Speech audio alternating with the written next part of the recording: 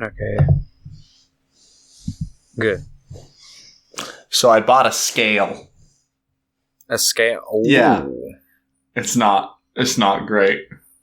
No, it's not good. I haven't looked at my weight in a while, but So, I'm sure it's probably not great either. I'm currently 276. Oh, wow.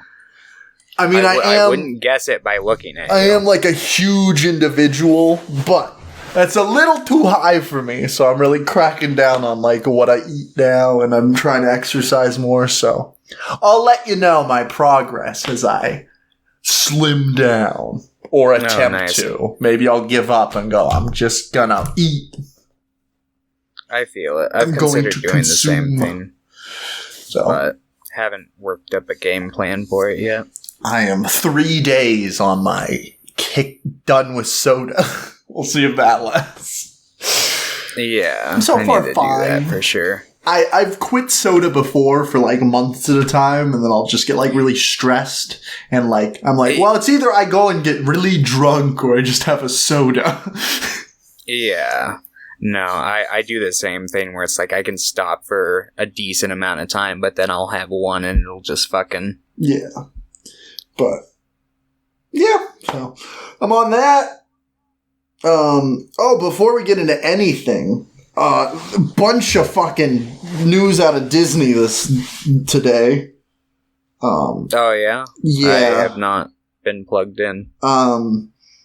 They announced a bunch of new movies. There's a prequel to Toy Story about Buzz Lightyear coming out. He's going to be voiced by Chris Evans. Well, I mean, at least that's kind of nice. There's going to be a Disney Plus show for, I think, The Princess and the Frog, Moana, Zootopia, and Big Hero 6. Like, they're all getting continuations or something like that. There's, like, 8 new Star Wars shows coming out. Oh, really? Yeah. Cassian Andor, the one about the guy from Rogue One, was announced, like, a long time ago, like, when Disney Plus was, like, just coming out. That got a trailer, so that's coming out soon. Kenobi is coming. That's been coming for a bit. They just announced that Hayden Christensen will be returning as Vader, though. So, nice. Are they gonna get, I'm having a brain fart on what his name is right now. The voice of Darth Vader, James Earl Jones? I'm not sure. He's getting pretty old, but maybe. I don't know what they're doing, because even saying, like, Hayden is returning in it, I'm guessing they're gonna have flashbacks. I'm not sure what's gonna go on, but hopefully, I'm sure they can get him. He was just in The Lion King, so. Yeah. Right? He returned.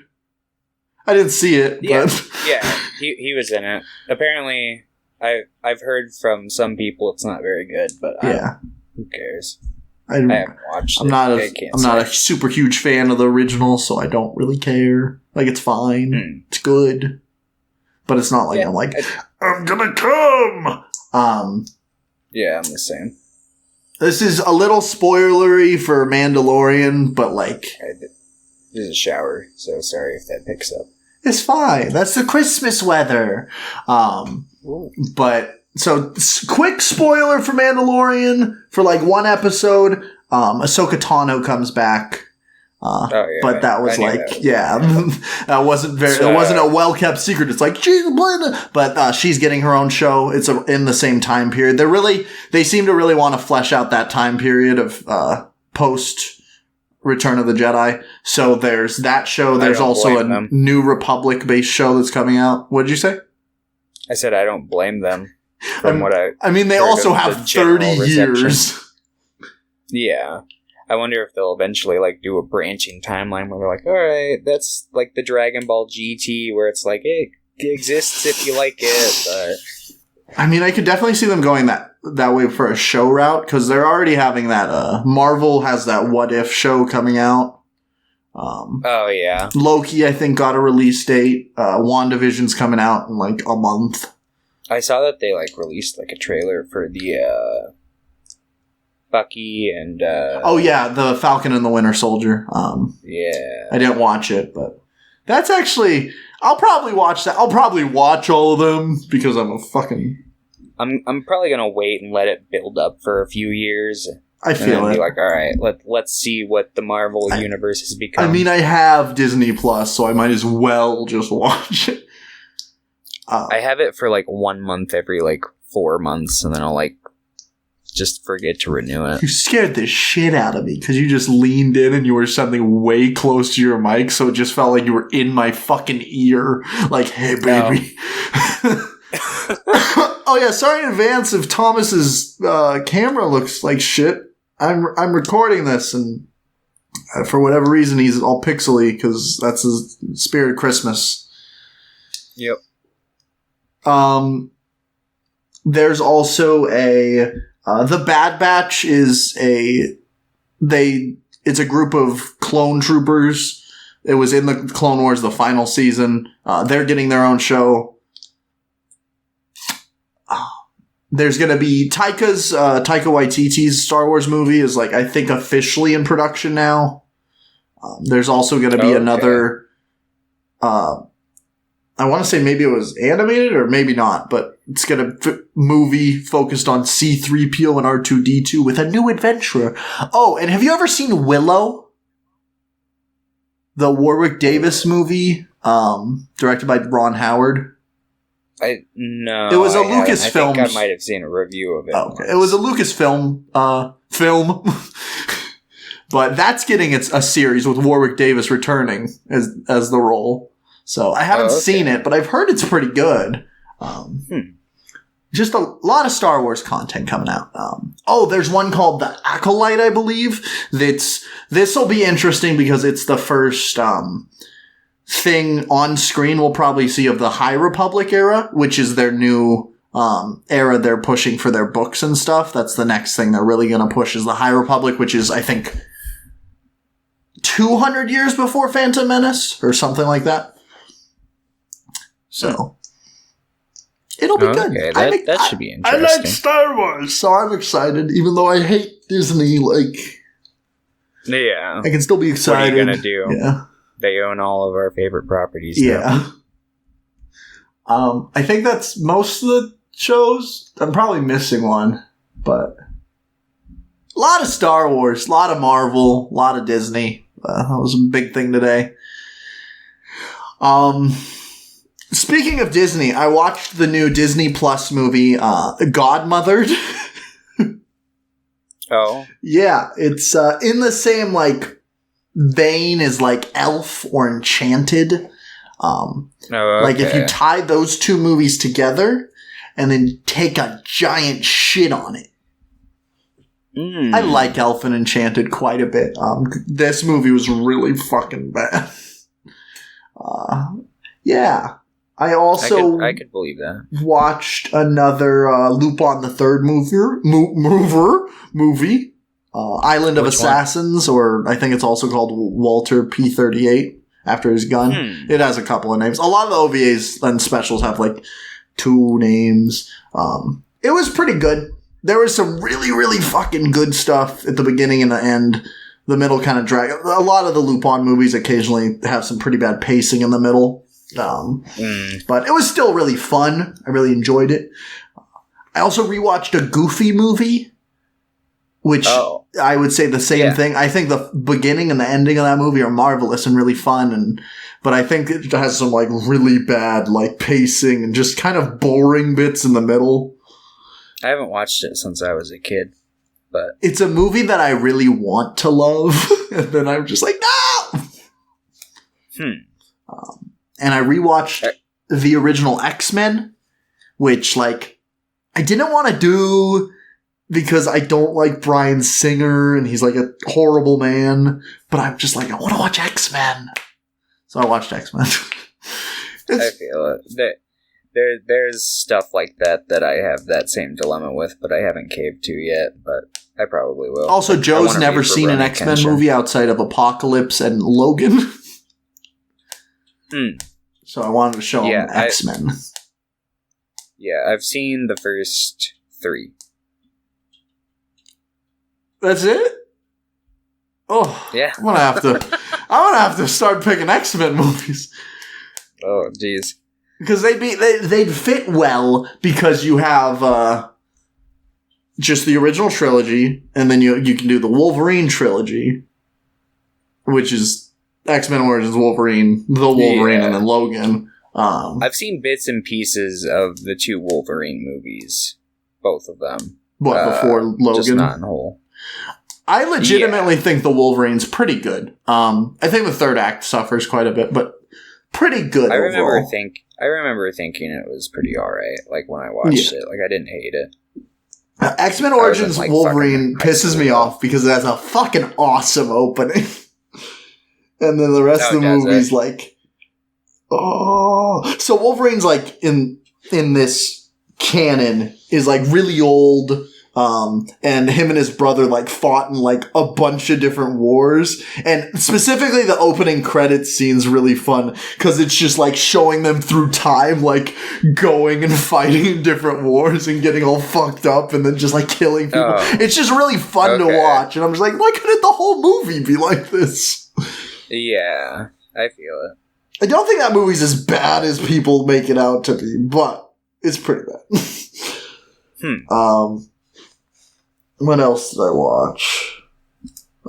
Anyway, X-Men holds up pretty well, in my opinion. I really like the first... I would even say 3. I think 3, the first... Like, number 3 is rough, but it's fun. And I don't care... I don't care, like, what the comics say, so I don't give a shit if they kill off, like, somebody super powerful, like, just randomly. Oh my god, I just think that's funny, so... That's most of what I watched. We watched some more Bleach. Oh wait, that's not all I watched. I finally did it. I finally watched The Tall Man. Oh. Which is the movie by Pascal Laugier, or whatever his name is. The guy who did Martyrs. Yeah? He did... How was it? So, like, I knew it was going to be bad, or I was expecting it to be bad. Not as bad as I was expecting. I would even say it's like decent. It's a decent watch. It's really weird. It's a lot weirder than I thought it was going to be. And it's a lot more dense of a movie than I thought it was going to be from being called The Tall Man. Some of the acting's not great, but it was a decent watch. I didn't hate it. I don't know if I liked it, but it was fine. Okay. Huh. It makes me feel like I want to watch his other 2 movies now, like, quite a bit. Because I was worried it would feel like, oh yeah, he just accidentally hit gold with Martyrs. Or at least in my opinion. I know you're not super hot on Martyrs. I probably feel about Martyrs what you just described feeling for his other movie. Well, I really like Martyrs. But I was really afraid that The Tall Man would be like, oh yeah, he's bad. But I don't think he's bad. I think there's some rough, like, dialogue here, and I think he bites off more than he can chew with what he wants to say with the movie. But overall, I feel like he's still a decent director, and I'll watch his other movies now. Oh, nice. I watched one more episode of JoJo's today, like an hour and a half ago. So I'd gotten from where you had... I'd gotten like 5 episodes in, like a year ago, and I just picked back up, and I'm like, I don't know what's happening. But I got it like 5 minutes later. I'm like, okay, I remember now. Okay, yeah, just get past part 1. I switched to the dub for part 1 because I wanted to hear Johnny and Bosch. Johnny on Bosch, yeah. It's really funny. It's really... Because it sounds exactly like Ichigo, but like every third word, he tries to put on a British accent. Yeah. So he'll sound American for like 5 words, but then he'll go, brother? Someone... It's really funny. So that'll probably get me through part 1. Okay. And then part 2, you'll probably fucking find part 2's dub funny. It's got number 1 from Codename Kids Next Door. and they do like thick Italian accents for it. I'll probably switch back to the sub after that. I feel like I just want to hear Johnny and Bob. Good, because Part 2's dub's not very good. And the guy who plays Joseph Joestar, God rest his soul, he's dead. He does a really good job.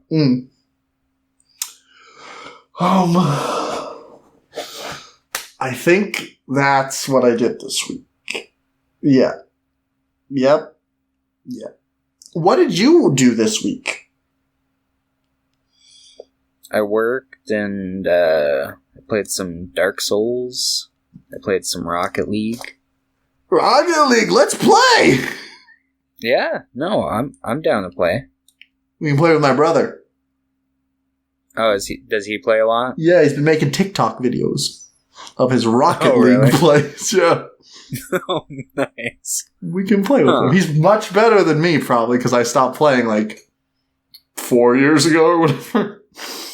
He's probably way better than I am. Well, he plays one game for a long time and he gets really good at it, and it's like, time to find another. I feel that. And I play a game for 6 hours, and I'm like, I'm gonna go play a board game instead. I also feel that sometimes. Depends on my mood. So you don't watch anything else besides the 2 movies? Oh, I watched Christmas Vacation, National Lampoon's. Did it hold up? It's got some moments that don't, but I'd say overall I thought it was still pretty funny. Okay, that's good. I've been meaning to rewatch it, but that's especially after watching Planes, Trains, and Automobiles, and it not and Dumb and Dumber, and them not really holding up, or at least as much as I wanted them to.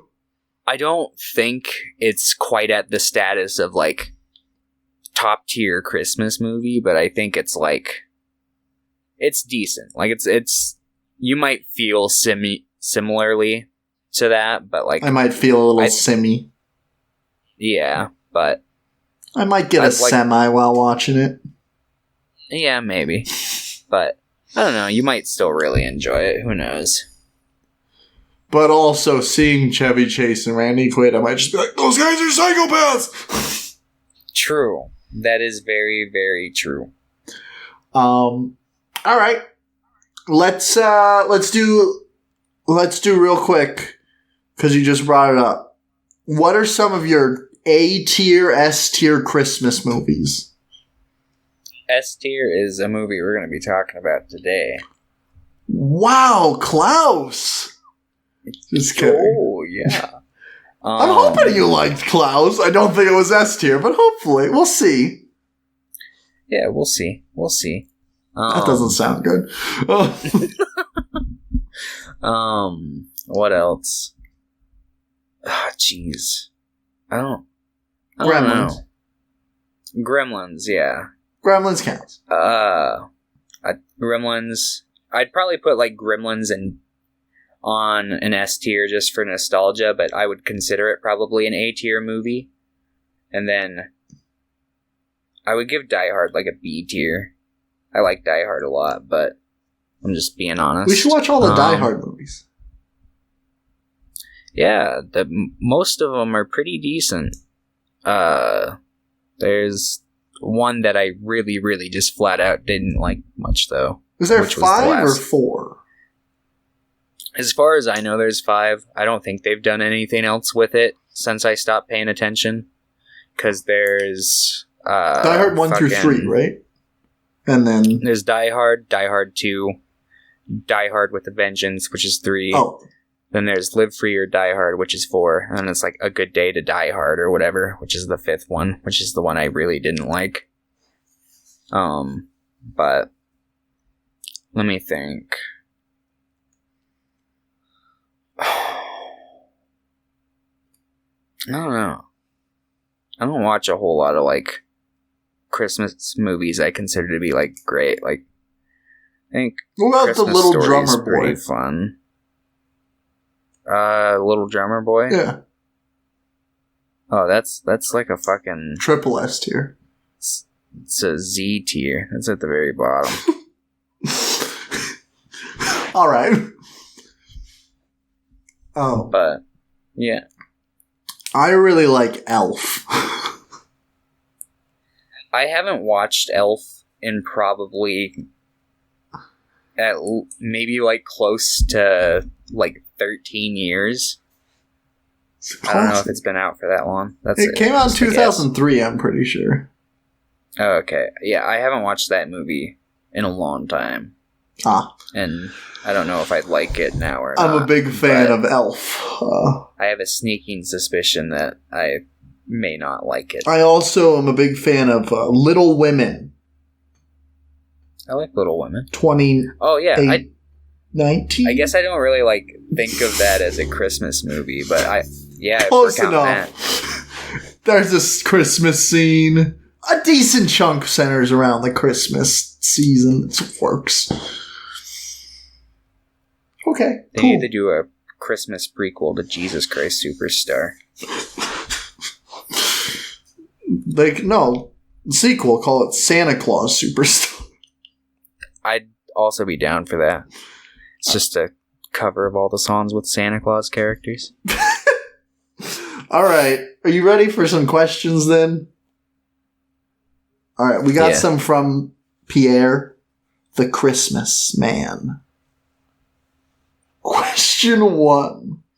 If one of your parents was the coolest parent ever, but was also responsible for Hitler-level crimes against humanity, would you be able to look past that?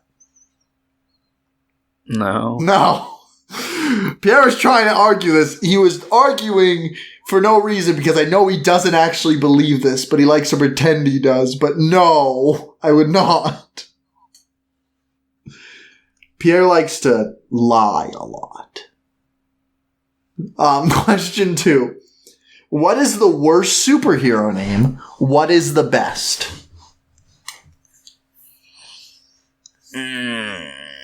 I can't really think of, like, really bad superhero names because, like, a superhero name needs to sound kind of stupid. You know? Like, I'm trying to think of a superhero name that doesn't sound stupid. Like, on paper at least. Like, I get what you're saying there.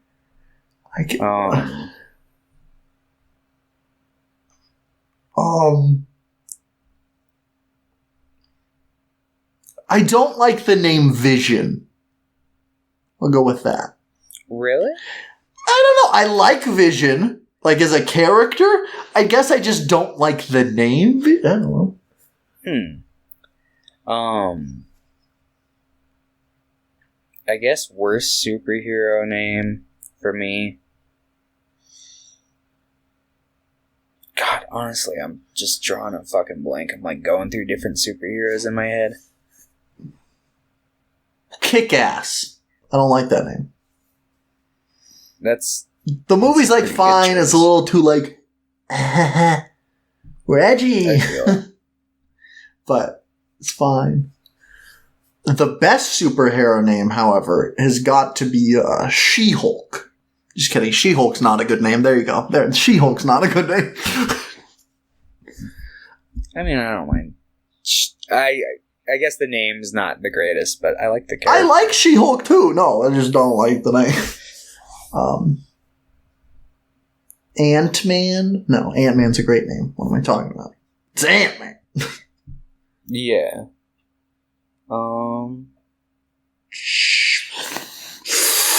Fuck!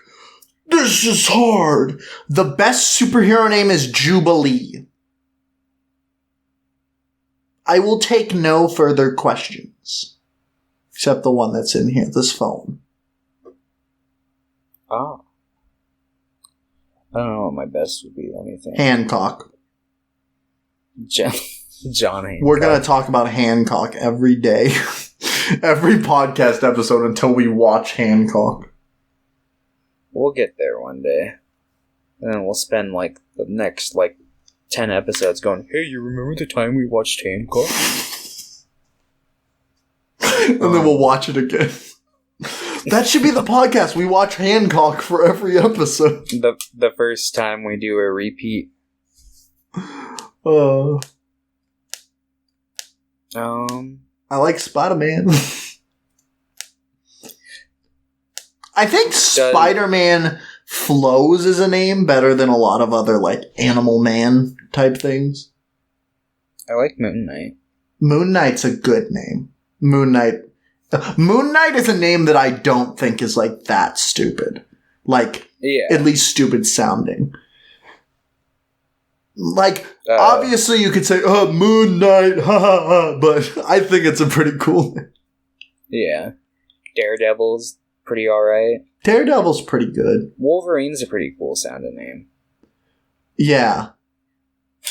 Yeah. Cheetah. Not a hero. Cheetah? It's a villain, I think. I want to say that's a Wonder Woman villain. The Human Torch.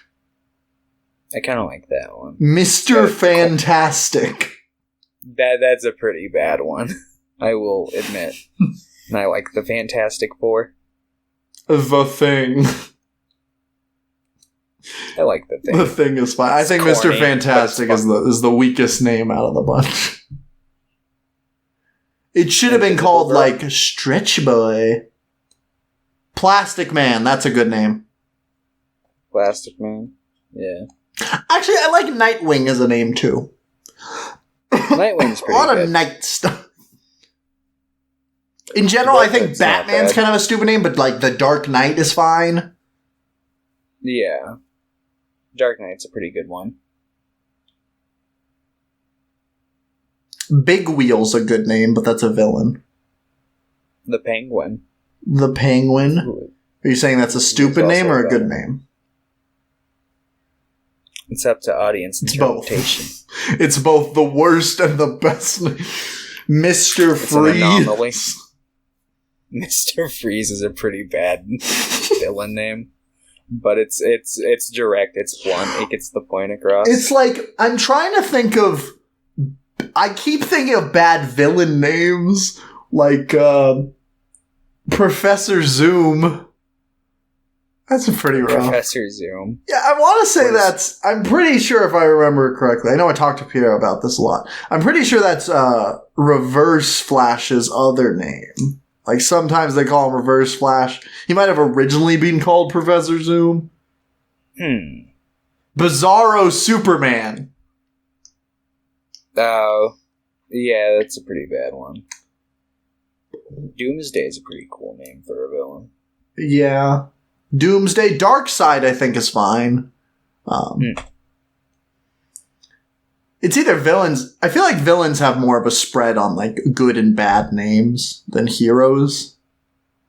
Maybe it's because it's like, it's more okay for a villain to have a really stupid name. Like a really bad, stupid name. Squirrel Girl's a good name. I feel. Squirrel Girl and Spider-Man are probably my favorite, like, names that are just animal and then man or boy or girl or, you know, woman. What's your stance on Jessica Jones's name? What, Jessica Jones? Yeah. She just goes by her regular name. I think that's hardcore. It is pretty cool. It's pretty cool. What was Luke Cage's name? Was it? Oh, it was Power Man. Originally, it was Power Man. Since I watched it, I think Power Man's fine.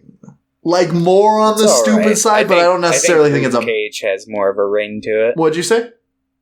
I said it's fine, but I think Luke Cage has more of a ring to it. Yeah. Nicolas Cage. That's where he got that name from. Shut up. I'm serious. Because his name's Nicholas Coppola. He chose his name after Luke Cage. Oh, I thought you were saying Luke Cage got his name from Nicolas Cage. No, other way around. I see. If at least I'm pretty sure, if I remember correctly. Oh, that's pretty cool.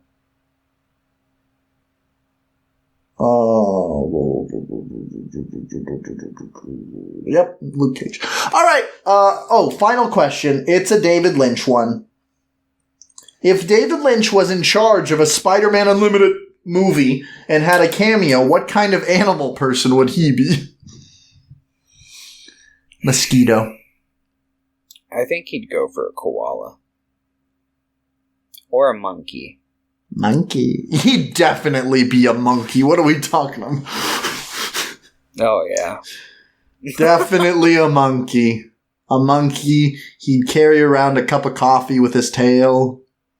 And he'd have 2 cigarettes. You'd have 4 cigarettes. He'd have cigarettes in between each finger. He would bring back his Eraserhead look with, like, multiple ties. Can we say the baby from Eraserhead is the animal? Because that was, what, people think it's a goat fetus or something like that? Like a goat or a lamb or something. Or a goat uterus? Yeah. I don't fucking know. That baby's so sexy. Don't cut that out of context. Even in context, I'm talking about the Eraserhead baby. Yeah, that may or may not be a dead animal. All right. Let's get into it. Tokyo Godfathers. Did you watch it subbed or dubbed? I watched it subbed. I was gonna watch it dubbed because I know Satoshi Kon likes to do like the fast cut stuff sometimes. The dub actually didn't come out until earlier this year. Yeah, because I didn't remember ever watching it dubbed, but I could only find rental for it subbed. So, and you've seen this movie a couple times before? Oh. Yeah, I've probably seen it like twice before. Okay. This is like my 3rd time. I wanted to watch it dubbed because I think there's some interesting recontextualizing to do with the character of Hana. And in the dub, they have a trans woman voicer. So. Oh, that's nice. Yeah. I might, honestly, because it's a good movie. I like it. I might rewatch it this season.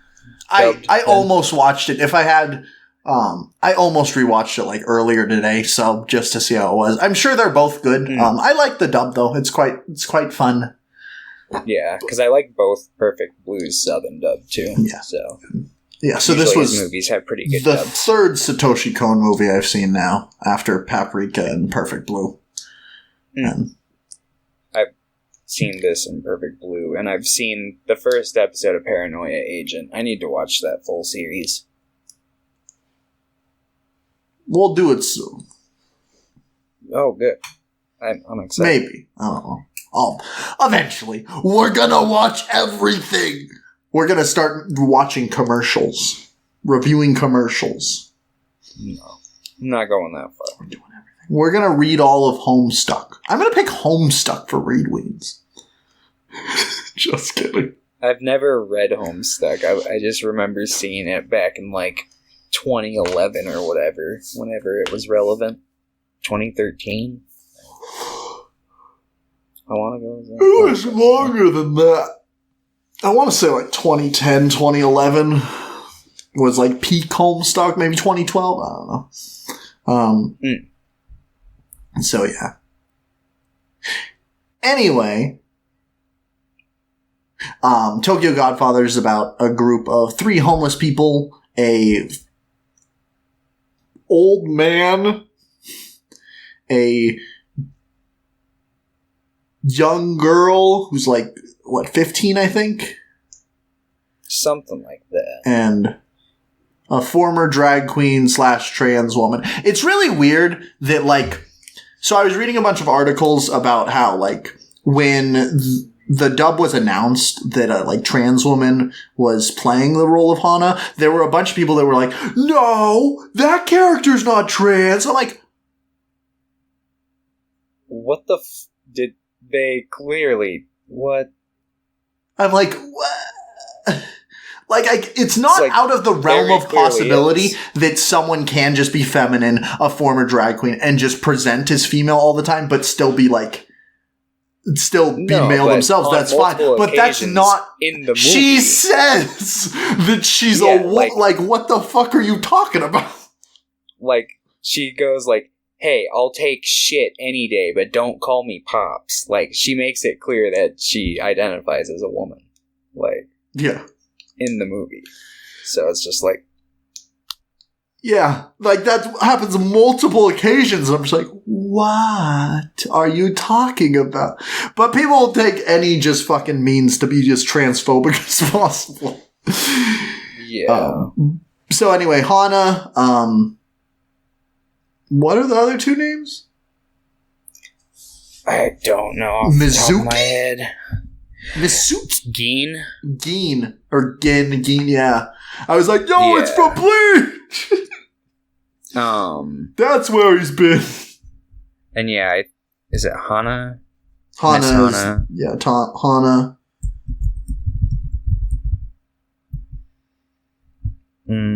Was it Misuki? Miyuki, not Misuki. Miyuki, Hana, and Gin or Geen. Yeah. Okay. So yeah, they're homeless. They, on Christmas night, like, after Christmas, they find a baby in a pile of trash. And Hana, who had just been like, maybe God will one day let me have a baby. She's like, I need that. This is my baby. Yeah, that earlier, it's clear. It's what God wants. Sorry. Can't argue with the big man. And then the other two are like, are you fucking crazy? But anyway, they don't want to take it to the police. Instead, they want to find the parents and be like, why the fuck did you do this? Specifically, Hana does, because Hana was abandoned as well, and was raised in foster care and stuff like that. And then, they just get into typical hijinks. Not really typical. A lot of this movie, I was like, what the fuck? Like, there were legitimate things that I'm just like, what? I wasn't expected. There's a part later on, it's like, Miyuki's just like, I stabbed my father. And I'm like, what? What? Yeah, it's clear that she's, like, running away from her parents. But she's like, I stabbed my dad. And then it's revealed she stabbed her dad because, like... he did something to her cat? But even, it wasn't... I think the cat just ran away, but she was convinced he did something. And then he's... Yeah. Oh. And then... at one point, they walk out of, like, a pastry shop, like, a bunch of them, and they're getting in a fight, so everyone comes out, and then an ambulance just drives into the pastry shop, and then the guy gets out, and he's like, call an ambulance. Oh. No, there's a lot of, like, just wild stuff. A baby talks? Well, maybe not the baby itself, but the ending, like, was like, oh. It gets into some, like, mental territory towards the ending where it's like, this is a Satoshi Kon movie. Yep. Most of it is just like, you definitely see the visual representation of like Satoshi Kon, and some of the dialogue you can definitely see it. And it's really well structured. It's a really good movie all around, but it doesn't feel as like avant-garde, I guess, is like Perfect Blue or Paprika. Like, it's definitely streamlined. It's more it's easily accessible to like regular audiences. And then the end's just like, all right, sure. But I think it builds up to it quite nicely. Yeah. Like, I like it because it's clear that they talk about like God a lot in the movie. Yeah. And it's clear that there's some sort of like entity presence that they're implying is doing these things, protecting the baby. No, it's definitely, it's super well structured, and how that is like a slow build up to be like, God. But that climax just in general, I was just like, what the fuck, over and over again. Yeah. But I really, really liked this movie. I was expecting to, because I really like Satoshi. Paprika was on, I'm pretty sure it was on my top 50 when we did it. I think so. Perfect Blues, I don't think is as good, but like, I also really enjoyed Perfect Blue. So I was expecting like this, and I'm also super excited to watch Millennium Actress eventually, too. Oh, yeah. No, I want to watch all of his works, and I want to read Opus. Opus. Opus is a manga that he was writing when he died. That's right. I remember. I remember reading about this. I've done this. Yes, Paprika was indeed on my top 50 list. It was number 24. It was on the top half. Yeah, I really fucking like Paprika. It's probably like my second or third favorite anime film. I have it on Blu-ray. I need to watch it. I believe I also have it on Blu-ray. One of like the few fucking Blu-rays I own. But yeah, I think the only anime movie I like more than Paprika is like Princess Mononoke, and I grew up watching Princess Mononoke like all the time. Yeah. We're gonna eventually have to do some Ghibli movies. Yeah. One day. I'll probably do a director deep dive on like Miyazaki. Did we do one? It wasn't technically Ghibli, but it might as well have been a Ghibli movie. The one with, I don't remember the name of it, but it's the two twins. Or they're not twins, but they look exactly like they're like two kids, and they meet and they're like, oh, we might be brother and sister. Oh, we're not. We did it. You don't remember that movie? So it's like two kids, they like start crushing on each other, and then they both like... Oh, wait. I think it's by like Miyazaki's kid. It was Ghibli. From Up on Poppy Hill. Yeah. Yeah, it was by Miyazaki's son. I don't know how I fucking forgot about. I was like, what the fuck are you talking about? Well, I'm glad it popped for you. Popped.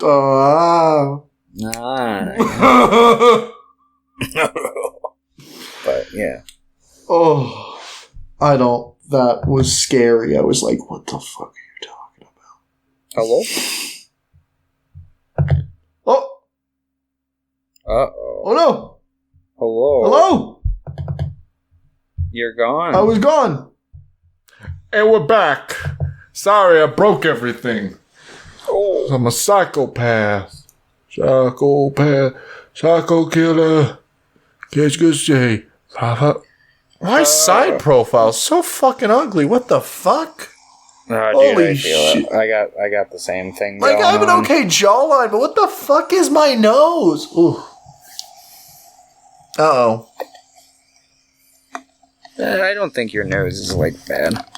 Maybe it's just because it's red today. Ooh. It's got character. All right. Anyway, we were talking about Tokyo Godfathers. And how good it is. In general, I don't want to talk about... If you haven't seen it, I'd spoiled some of the twists. But in general, you should just watch it because it's really, really fun to watch. It's a really fun watch. It has you on your toes. Like, some of the characters, it's like, what the fuck are you doing, Hana?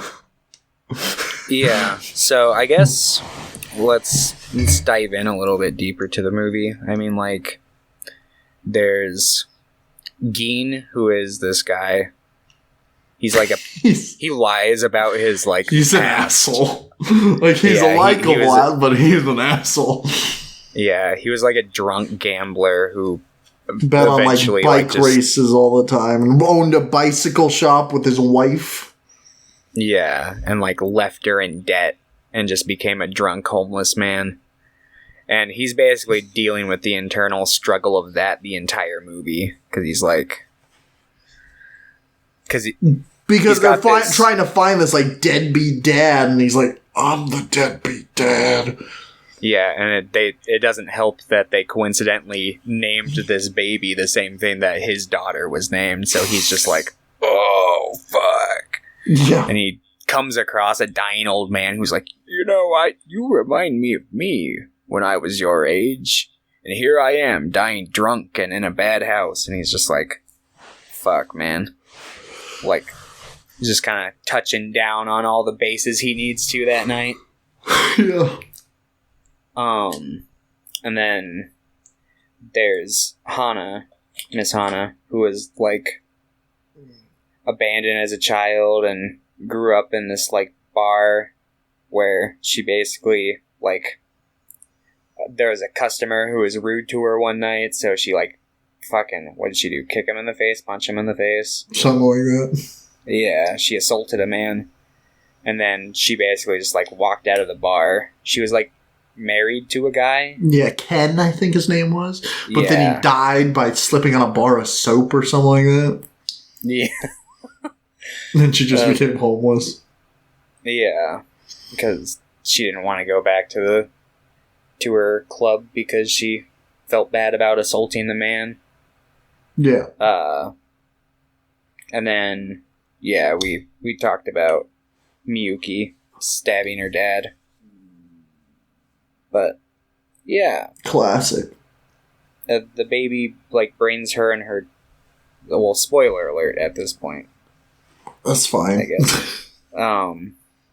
Brings her and her dad back together, and that's how, like, the movie ends. With that, like, little baby chuckle before it jumps to, like, the dancing tower. But, yeah. I like that. It kind of reminded me of the intro to Paranoia Agent, which has got a very funny intro. But that's all I'll say about it. At least I find it funny. Some people might find it unnerving. Whatever. But, yeah, no, it's a very good movie. I like it. I like it a lot. There's a lot of really fun character interactions between the three. Like, surprisingly so. Like, yeah. Because these three theoretically have nothing in common. If I have, like, one critique, and I don't even think, like, I want to be careful with how I phrase this. Like, I feel like the movie has a narrative that leans towards, like, homosexuality. No, like, surrogate family versus bloodline family, you know? Yeah. And I feel like it leans a little heavy one way, but I feel like it would make sense for it to lean heavy in another way, if you catch my drift. Because it's, like, the movie follows, like, a surrogate family, but I feel like it leans too heavy in, like, no, you got, like, the bloodline family kind of regard. I get it. I think that, like... Yeah, I get it. I don't think it's that big of an issue, because obviously they are a surrogate family, and it feels like they're going to be family after these events. Mm-hmm. But I get where you're coming from. Yeah. Like I said, it's a minor critique. Yeah. And I think the movie does... I think it's probably asking more questions than it is trying to give answers. Yeah. But... like a lot of Satoshi Kon movies. Mm-hmm. But, yeah. It's a gorgeous movie, too. I really like his animation. Like, fucking... I especially really like his faces, because I feel like Satoshi Kon's faces are very unique. He makes unique faces. Yeah. Like, he tries to differentiate his characters a lot, and I really appreciate that, because a lot of the shit I read and watch from Japan has got a lot of same face syndrome for different mangaka or creators. But... I don't know. It's just like... it's really nice watching something that's just so... there's, like, nothing about it that felt, like, condescending or anything. It just was a super humanist story that was told, like, really compassionately. And I just appreciate that, because there's a lot of, like... because it's also a very funny movie. There's a lot of jokes, but it's never at the expense of necessarily the character's situation, or if it is, it's to make light of it, like... yeah, they show the cruel reality of, like, what these characters are having to deal with, too. Like literally, an old homeless man dies, and then Gin gets the shit kicked out of him. Yeah, that's a common thing I've noticed in Japanese media. That must be a big problem they have over there. It's a big problem here, too. Oh, I didn't realize there was such an active amount of the youth going out and beating up homeless people here, but I guess we're going to counteract it. Me and you. Wait, ambush the people going to beat them up. We're going to pretend to be homeless in a homeless camp, but we'll bring, like, AK-47s.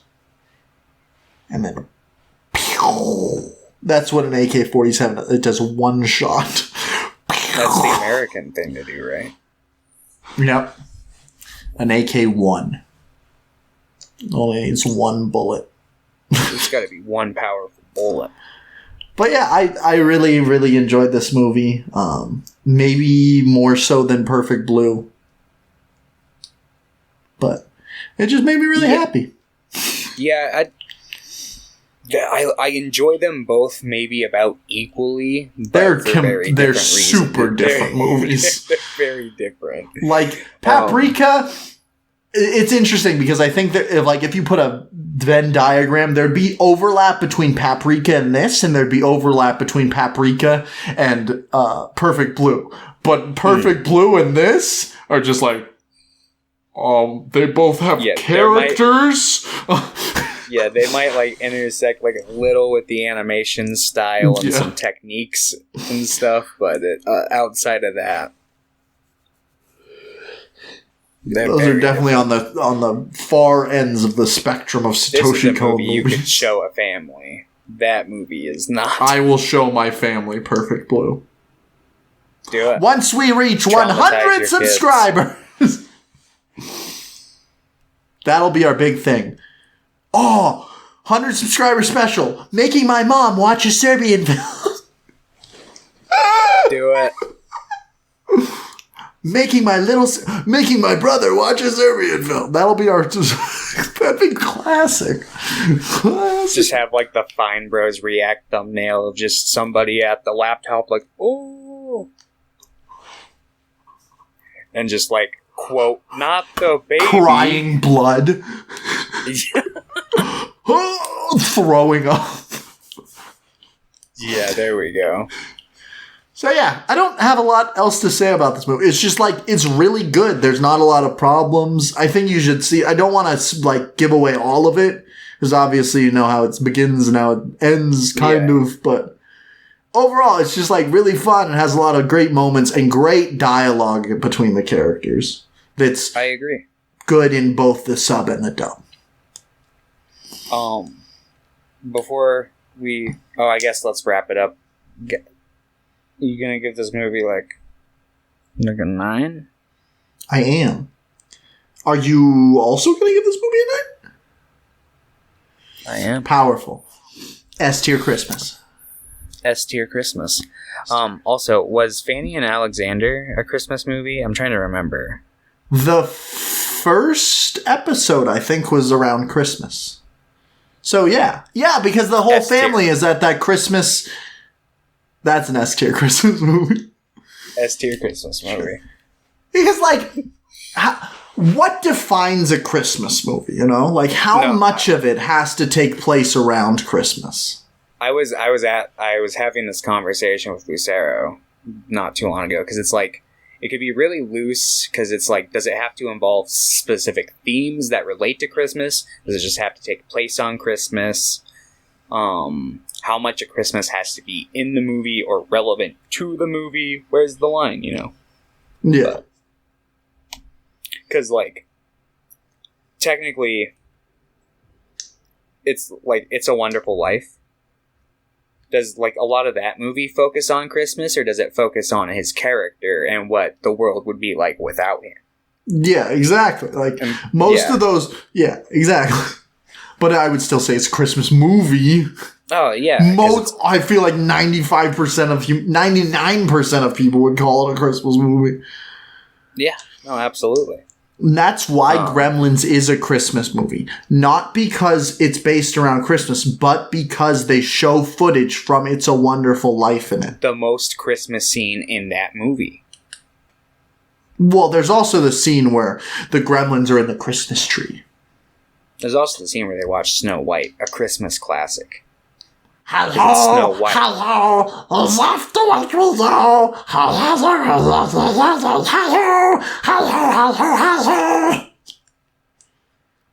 Used to be really good at the Gremlin voice. I feel like I'm pretty good at the Gizmo voice, but I need to get better at my Gremlin voice. I love Gremlins. We should watch Gremlins 1 and 2 soon. I agree. I would not be opposed to that. Supposedly they're making a third one. I've seen lots of articles that's like, you're not going to use CG, which, cool. Awesome. Love it. Joe Dante's not in it, though. He's not a part. Or I think he's producing it. But Joe Dante also hasn't made something good in a while, so. Yeah, I was going to say, I don't necessarily mind that. Oh, I'm sorry, I forgot. He made Splatter. Never mind. Classic movie. Classic. All right, let's talk about Klaus. Klaus. So I saw Klaus when it first came out on Netflix. So, just about a year ago. You did not like Klaus. No, not at all. That. No, I liked Klaus. You liked Klaus? I don't think I think Klaus is a really good movie that could be a great movie if it changed a couple things. I think there's a lot of like forced things to make it relevant to modern cartoon movies, I guess. Yeah, I agree with that statement, and I also feel like the arc that they went with the main character was just, at least the way that they didn't make him gay.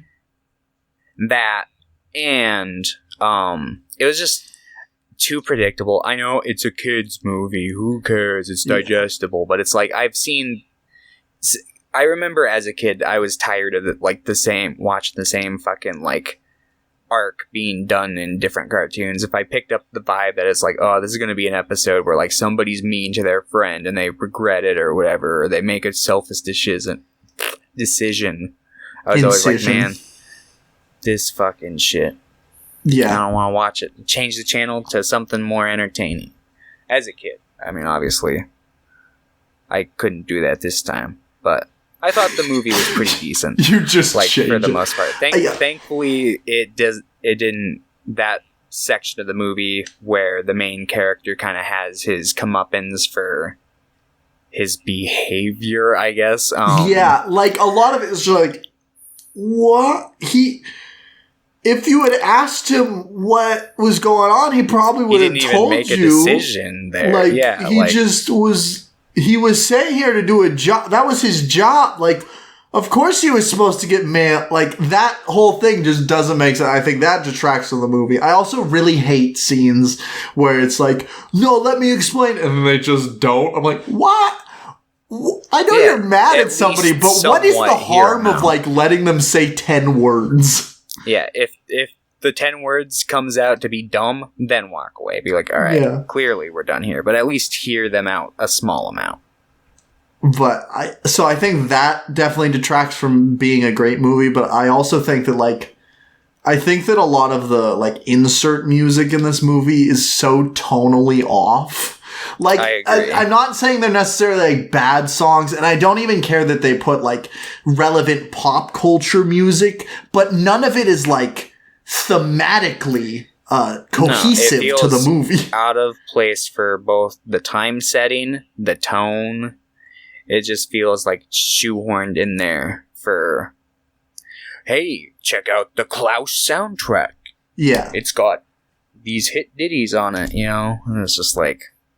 There's, like, an example that I don't necessarily mind, because I think it matches, like, the characters' themes, and it matches, like, the character in itself is... There's a lot of modern-day, like, pop music and, like, in The Great Gatsby, which isn't a great movie, but I don't necessarily mind the music choices. I think it's fine. I think it's kind of fun to see, like, these modern, like, pop hits just on this backdrop of, like, 1920s, like, party culture. I just think that, like, it fits, to me at least. Yeah, I haven't seen it, so I can't say it. But. I saw it, like, 7 times in high school, because my fucking English teachers would be like, we're watching The Great Gatsby! I feel it. I'd be like, no! Tobey Maguire's in it. The movie's not bad. It's fine. I'm sure I'd probably like it. I want to read the book before I ever watched the movie. I never read it in high school. It's decent. Maybe I'll like it. It's like, there's a lot of, like, classic literature that I've, like, read parts of that I'm like, yeah, it's decent, but it's like, I hated being in high school, so I'm like, do I just not appreciate this because I had to read it in high school? I feel it. I did that with a lot of books. Like, Lord of the Flies is similar. I fucking hate Lord of the Flies, but it's like, is it a good book? I don't fucking know, but I fucking hate it. Yeah, I remember liking Lord of the Flies, but I haven't read it in a couple of years. I heard it's got some subtext that's not so great, but I haven't, like... I didn't really read it with an analytical lens back then. Yeah, I read it when I was, like, in 6th grade or something like that. 7th grade or something. I think I read it when I was a freshman. But yeah, so Klaus is about Jason Schwartzman. He goes to Antarctica. That's Jason Schwartzman? Yeah, that's Jason Schwartzman and J.K. Simmons. I gotta say, it felt like they wrote the role for David Spade. Yeah, I feel it. I think Jason Schwartzman works fine, but it definitely... No. The movie in general feels like an Emperor's New Groove type beat. Yeah. No, And that's... 100%. I like the Emperor's New Groove, so that's fine with me. I haven't watched it in, like, years. It's classic. Hopefully. Oh, but I haven't seen it in a couple of years, too, so hopefully it'll... But I watched it a lot. Maybe I'll watch it right after this. Probably not. Every time I've ever said that on a podcast, I don't think I've ever watched the movie. I'm like, I'm gonna go watch it. Same.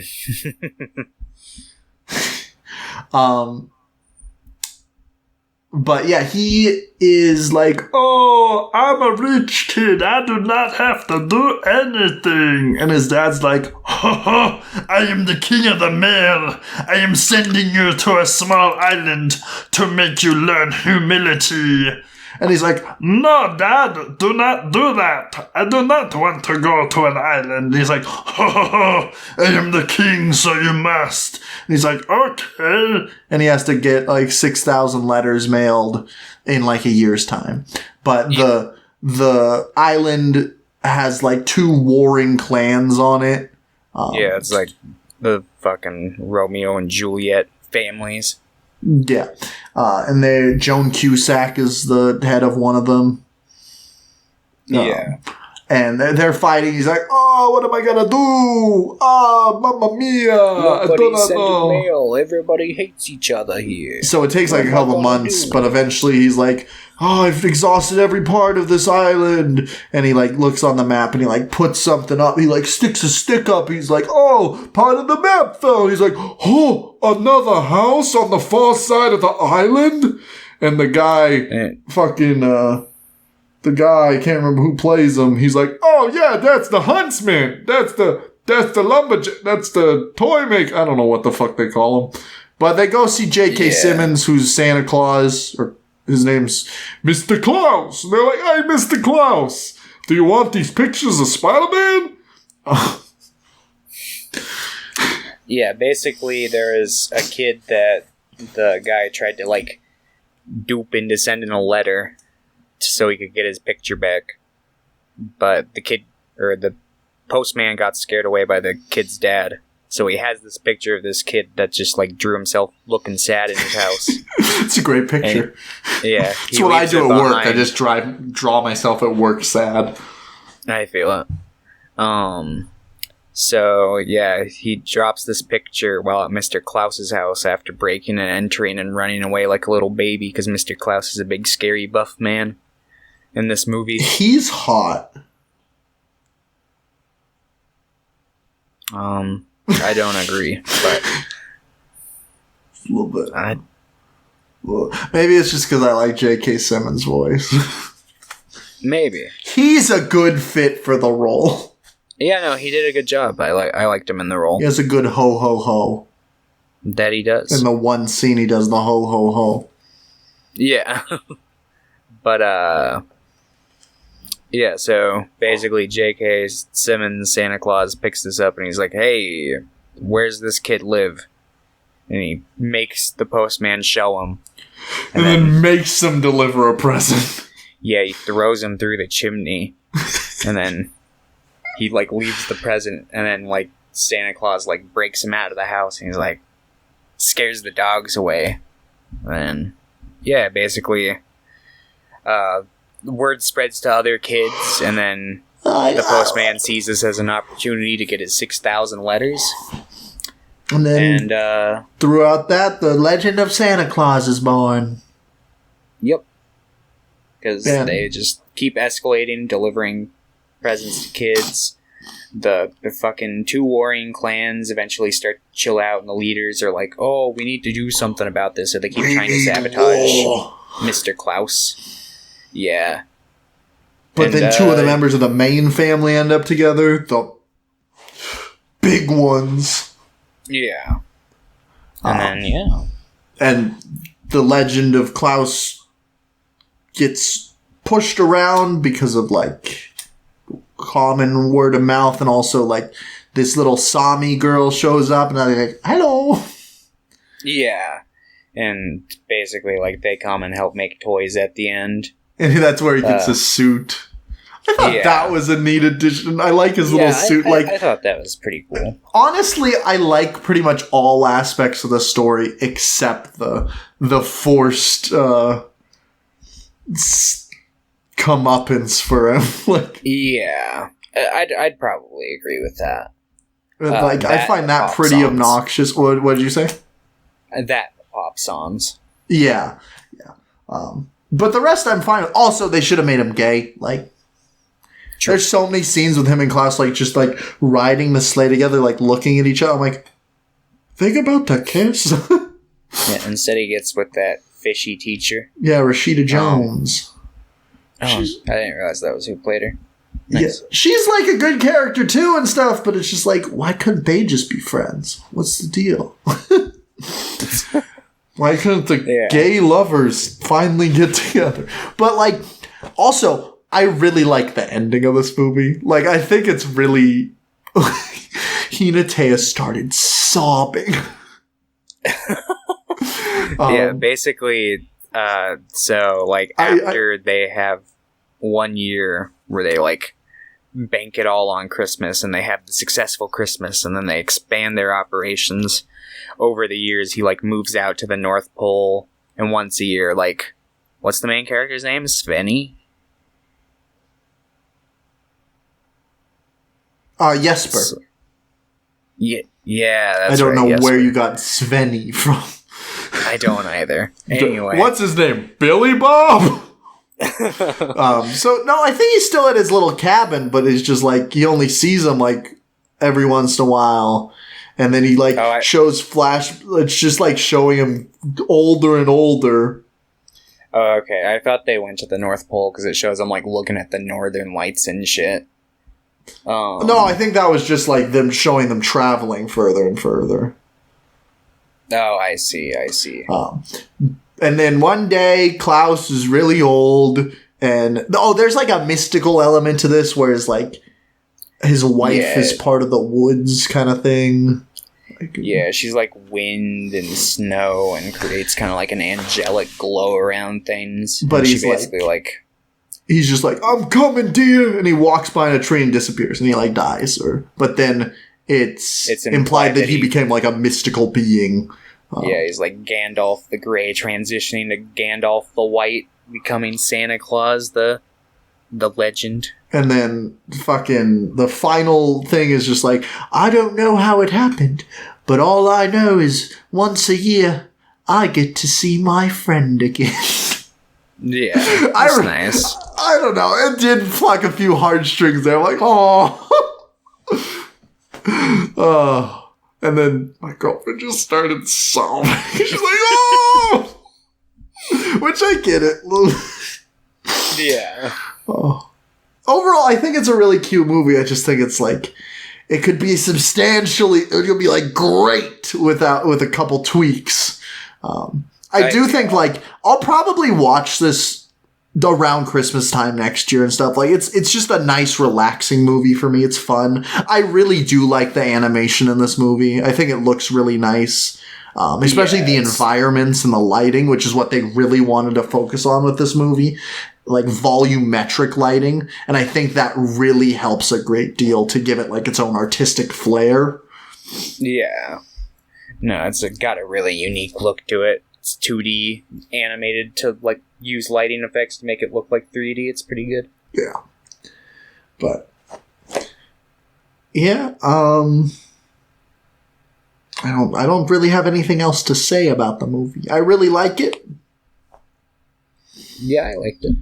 I think you would give this a 6. Wow, I'm a genius. There you go. And I think you would give this movie like an 8. I give it a 7.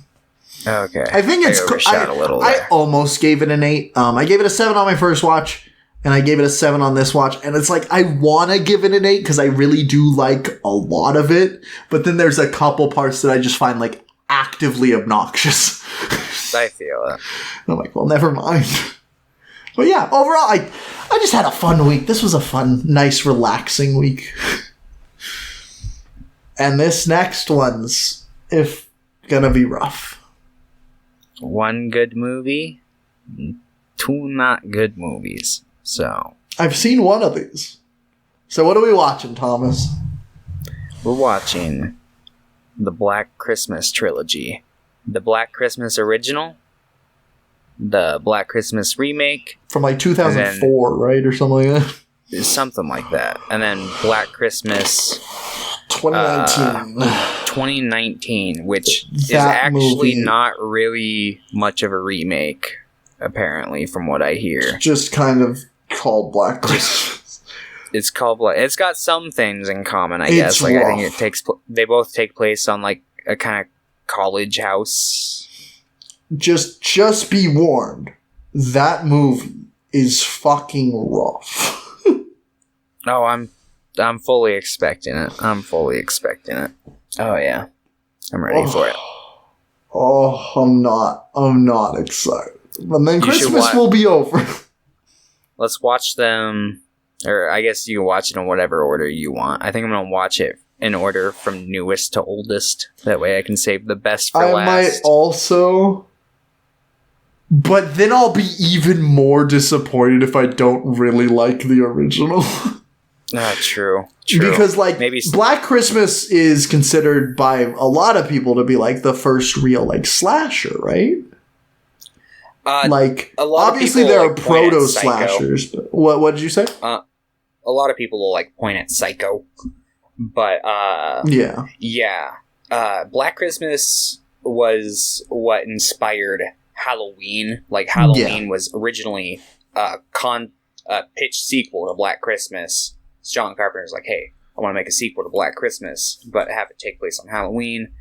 But he didn't get the rights, so he just made it his own thing, and that's commonly viewed as like what kicked off the modern slasher era, like the Star Wars to slasher movies. I can't wait for the Disney Plus show Michael, about Michael Myers. I don't think they own. Do they? Who They owns could. Halloween right now. They could definitely. Oh, did you see Clive Barker's getting the rights back to Hellraiser?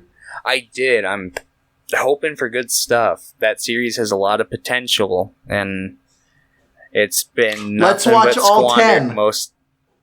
One day we'll do it. Let's do it for let's do like a live stream where we just stream ourselves watching all 10 Hellraiser movies. One day? Oh, goodness. Oh, what would that be, like 16 hours? By the end of it, I don't know. By the end of it, God. hell will have been raised. Alright, and You then would watch us descend just so fast. after that will be my pick, which will be the final pick of the year, which will be something really bad. And then, however, January, first episode of January, you're gonna love. We are gonna be revisiting a director we've already talked about. Oh, okay. I'm intrigued to know who it is. Yeah. You'll have to tune in 2 weeks or whatever, but it's gonna be epic. After we're done recording, I can tell you if you really want to. But all right, bye everybody. I'd be interested. Bye bye. Adios. Are we doing